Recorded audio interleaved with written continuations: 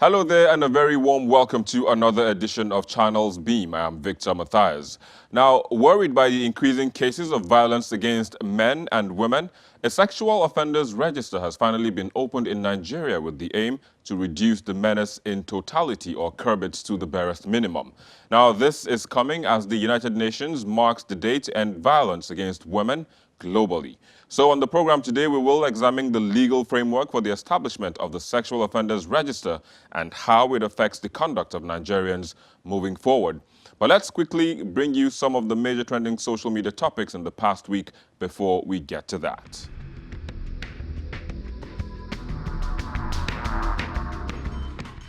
Worried by the contents of the social media bill, some Nigerians took to the streets to stage a nationwide protest, urging their representatives at both chambers of the National Assembly not to vote for the bill.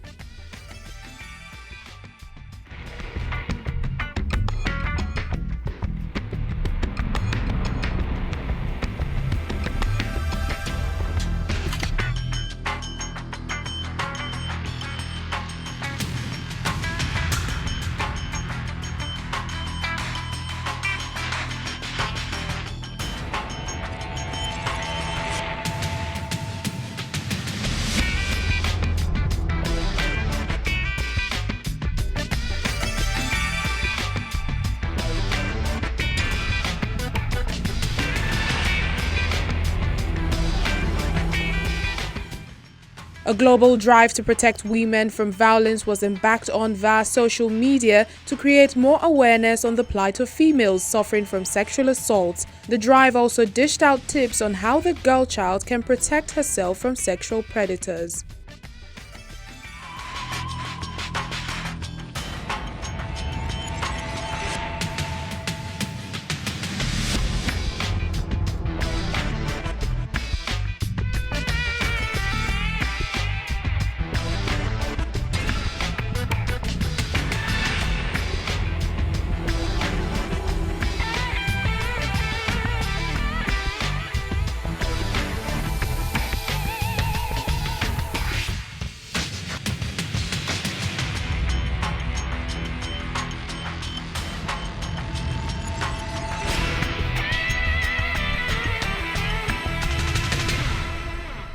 Well, there you go, the trends on the social media, always something to talk about, always. But joining us to look at today's topic, we have joining us here in the studio, Boladale Adekoya. Thanks for joining us on the program today, Public Affairs Analyst. It's a pleasure to be here. Of course. We also have joining us via Skype from Burnley in the United Kingdom, Olamide Akpejoye. Thanks for joining us as well on the program today.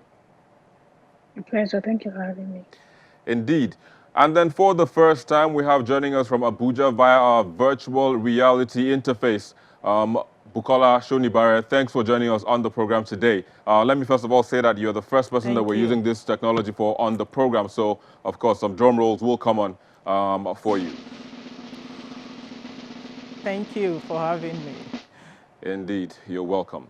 So let me just start with you, Buki. So you have consistently, posted the need for, or posted the postcard talking about how the Chibok girls will be saved. I mean, you've done this for days and days and days. Now we have a sexual offenders list registered now in the country, and then we also have the UN, having a global push. That's the 16 days of activism, to see that the girl child is protected. I mean, just tell us a little bit more about this.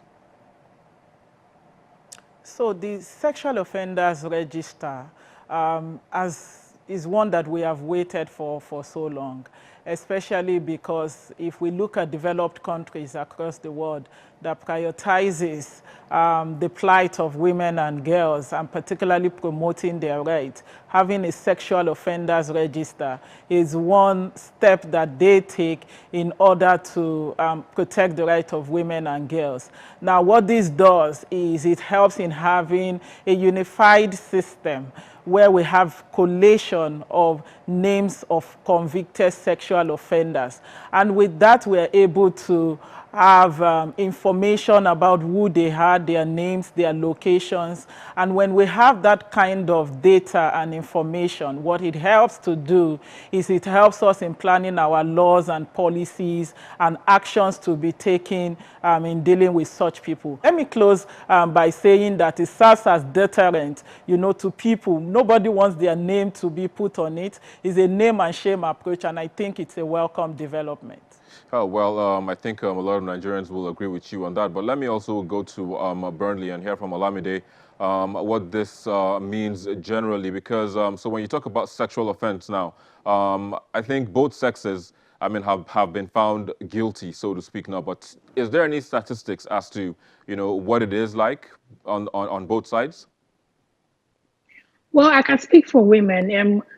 It's a fact that 1 in 3 women have been sexually abused.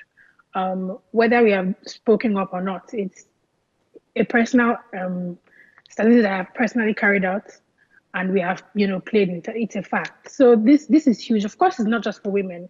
Someone asked me earlier, what if, a boy has been abused? How does he, does he also, report? And I said, of course, this is not just for women, but it mainly protects the girl child, because the girl child is the biggest, is exposed to, this crime of sexual offense. Like I said, 1 in 3 girls, and it's a fact. It's not just hearsay. It's not just, something that we're cooking up. We are trying to protect girls, or trying to protect women in schools, in offices, in Nigeria in general. So I must say again that unfortunately we're 2000 and late, but we're happy that this is finally happening. And like Buki said earlier, this will prevent, this from happening in future. This will, that it's a name them, shame them approach now. We know that people are going to, there's a website for people to report you. There's a website for someone to say, I've been sexually abused by this person.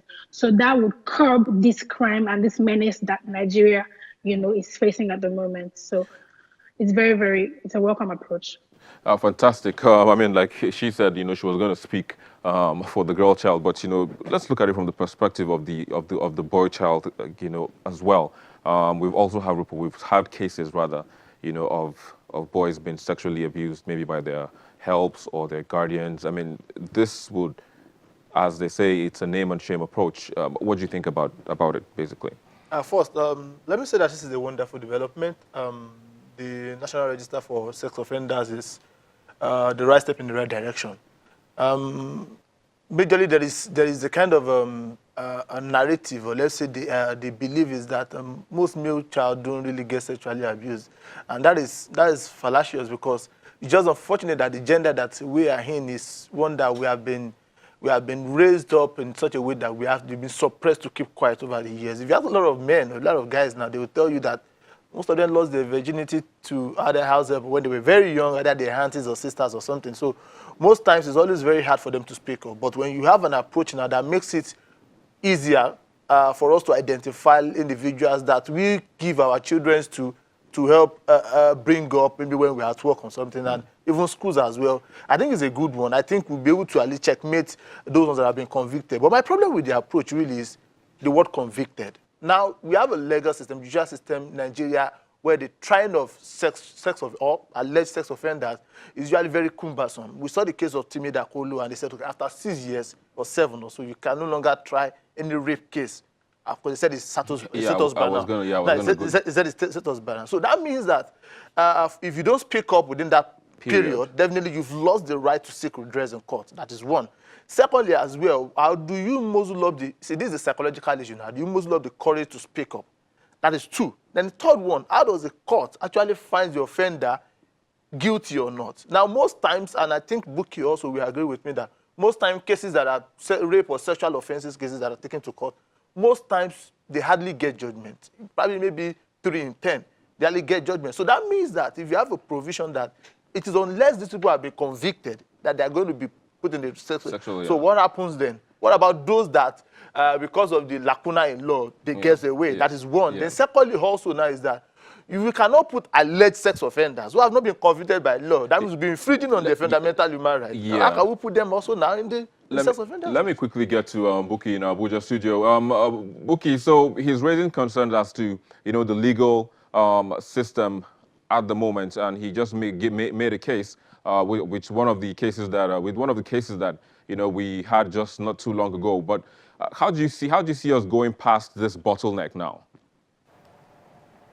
The bottleneck of the lacunas in our law is one that, like he had rightly identified, has made it quite difficult for us to get convictions for sexual abuses, particularly the offense of rape.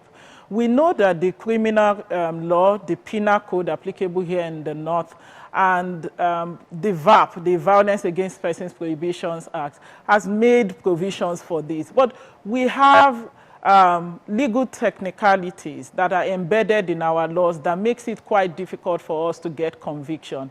Let's talk first about the issue of bringing evidence. Because when you bring a criminal case, which is where rape and a lot of sexual offenses fall under, or all of sexual offenses fall under as a criminal case, you have to prove beyond reasonable doubt. That's the standard of proof. And that onus of proof rests on the victim. Now, while the law did not say, oh, you have to bring medical reports, you have to bring this, the law requires that the victim must prove that he or she did not grant consent to the abuser.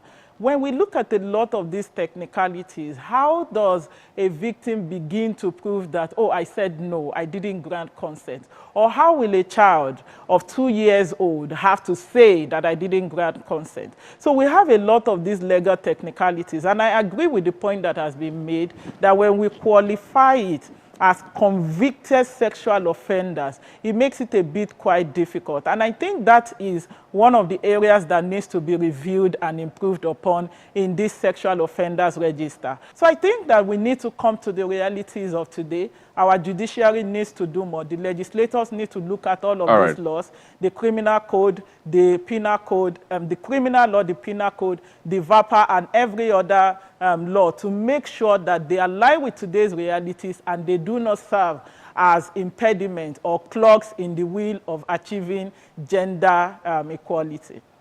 All right, let me just quickly bring Olamide back into the conversation now. Well, Olamide, I mean, so we've been able to raise some of these bottlenecks now, so to speak, that would perhaps make this register even be empty for quite a number of years. But, so are we going to be calling for a reform, so to speak, now? Because she's already making cases for, how we can bring some of these things into play. If we're calling for a reform, how long did it take before we got this in the first place? And how long would that reform, also take before we make those amends to make sure that, today's realities are also being, looked at while we're making further laws? To be honest, thanks to social media, it's not going to take, breaking the bank to make this work or ensuring that these reforms are put in place. Like Buki just said, our laws are archaic. We are still relying on laws that from the 90s. There's been no amendment. There's still bottlenecks in place. And I read someone say that about over 100 cases have been set aside just because of technicalities in court, rape cases, that is. These reforms will not, it takes us to, come out and say, what, we are ready to ensure that these laws are amended and are up to date. All right, very well. Let me just get to hear from you. What do you think about the Lagos and Ekiti states quickly, just before we go on the break? Yeah, well, I think for the Lagos and Ekiti, I think they did something very novel with they started it, and I think it was started with Lagos, then Ekiti joined as well. Yeah. And they've been I've heard series of cases in Lagos and Ekiti as well. Mirabel Center was doing something. I think it was in partnership with Mirabel Center, and there were some reported cases that were said. I haven't visited the site, so I wouldn't really know how many convictions they've had. However, I think the major problem that will be facing the register now is going to be, like Buki also says, it's going to be the law. And the law in this time around is going to take two shapes. One is we have a cultural and religious sentiment, just in the North. The law says that age of consent is 18. You understand? And of course, based on religion, you can marry anybody from 10 upward, 10, 12 upward. So definitely, so there is a problem. There's a mission. Yeah, I was going to go there, but just hold your thoughts. We'll take a quick break, and we'll be back to continue this discussion. Please stay with us. Thank you for staying with us. We still have with us Bola Dale Adekoya in the studio here, Bukky Sonibare in the studio in Abuja, as well as Olamide Akpejere via Skype from Burnley in London. So I was going to come to the issue of, the cultural and the religious aspect of this whole thing. You were making a case about that, but you didn't round that up. So just quickly get that, and I will get to in the 8th and the 7th Senate. I remember vividly some members of the Senate raised up some bills. And some of the bills also include giving women changing the age of marriage. When we raised up the issue of the bride, not child, not child bride, child not bride, yeah. Child not bride yeah. campaign. Yeah. Then, and then a bill was raised in the Senate, and part of the portion of the bill was that the marriage for a girl is getting married, and she should have clocked 18, and that bill didn't see the light of day. Because majority of those in the Senate, of course, are those that are regionally sentimental to the religion that they practice. So we cannot really take that away from them. But the fact remains that we have to, I think majorly is that from what is at play now, we need an executive bill. Most bills have always been personal bills. If the presidency is sending a bill backed by the presidency and they say, see, we've had enough of this archaic tradition.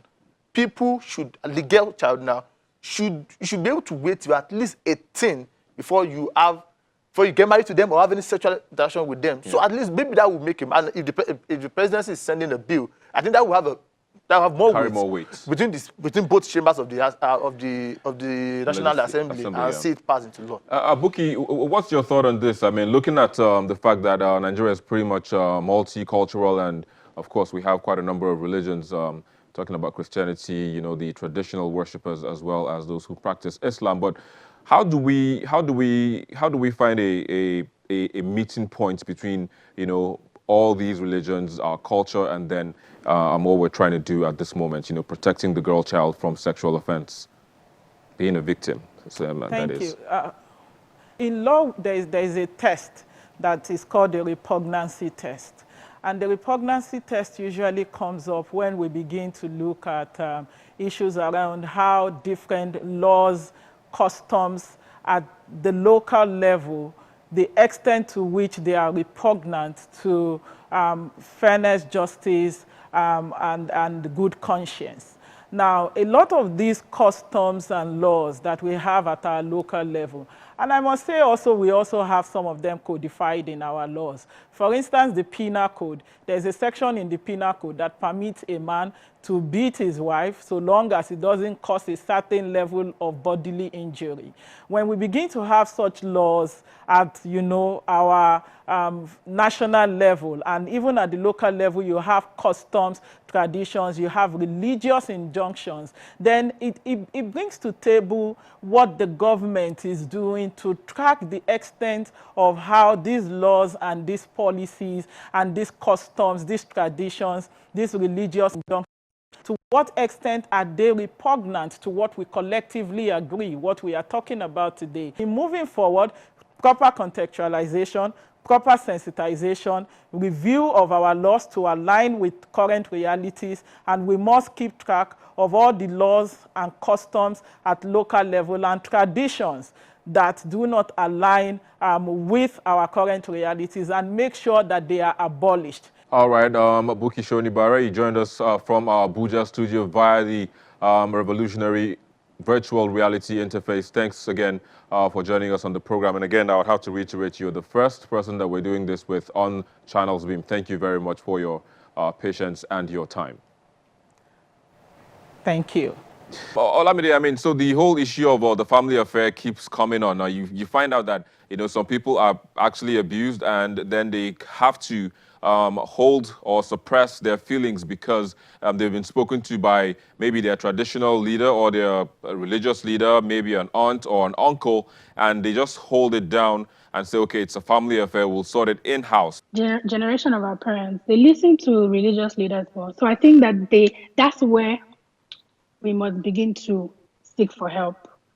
We must begin to ensure that our religious leaders are more empathic towards ensuring that this menace comes to an end. Because who do our parents listen to? They listen to their pastors, they listen to their imams, they listen to their small units, in these religious places. So I think that if we advocate, not just online, offline, and say, you know what, our parents need to begin to speak up more, our families need to be more involved. We need to, cut off this cultural belief of, keeping quiet and suppressing people's voices. And Buki and I have been working on a couple of things, and we've seen that, a bulk of these issues lie in the family coming out to say, we want to name these people, we want to shame them, we do not want to cover things up anymore. We want people to be held accountable. One of the problems that we have as a country is because as a people, we do not like to be held accountable. Families want to,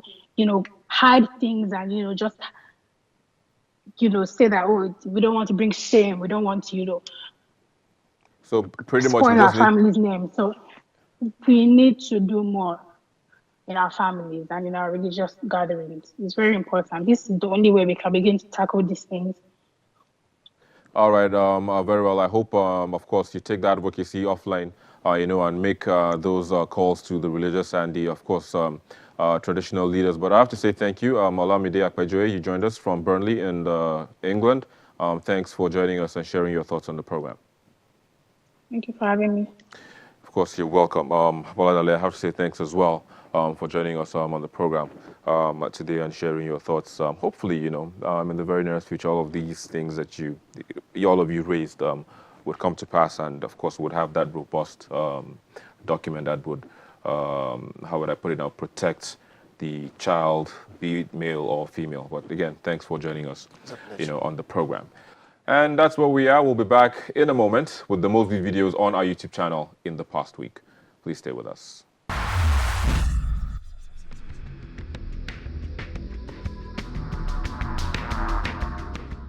This week's most viewed video begins with the visit by Senator Dino Melaye to INEC headquarters, protesting the outcome of the Kogi West senatorial rerun election. The petition elaborately contained 21 video CDs, and these 21 video CDs are documentary evidence of all that happened during the election.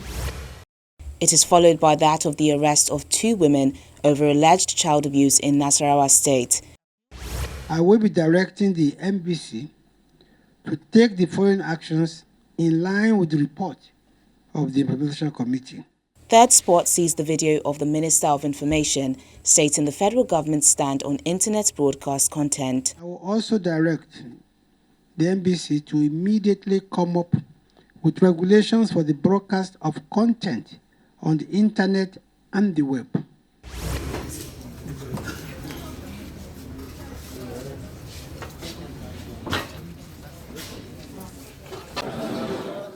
The claim by lawyer to former pension task force team, Abdurrashid Maina, claiming his client bled in court, takes the second spot.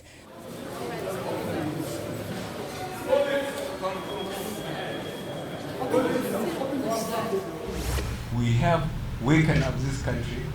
We have worked very hard wherever we found ourselves to make sure that APC has become a permanent body.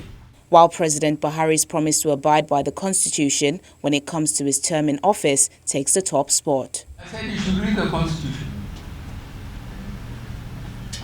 because I'm not going to make a mistake of attempting to have a third term or whatever term. Besides the age, I swore by the holy book I believe in that I will go by the Constitution, and the Constitution said 2 terms. And there you go, the most viewed videos on our YouTube channel in the past week. Now, though Lagos and Ekiti states have had such laws in place before now, the prospect of having a nationwide register clearly excites many, if not all, Nigerians. So it is hoped that this will henceforth curb or reduce to the barest minimum cases of sexual assault in the country moving forward. And that's where we wrap the show up this week. Thanks as always for watching, and don't forget, the conversation doesn't end here. Let's keep it going via the social media addresses showing on your screen. Bye for now. I'm Victor Matthias.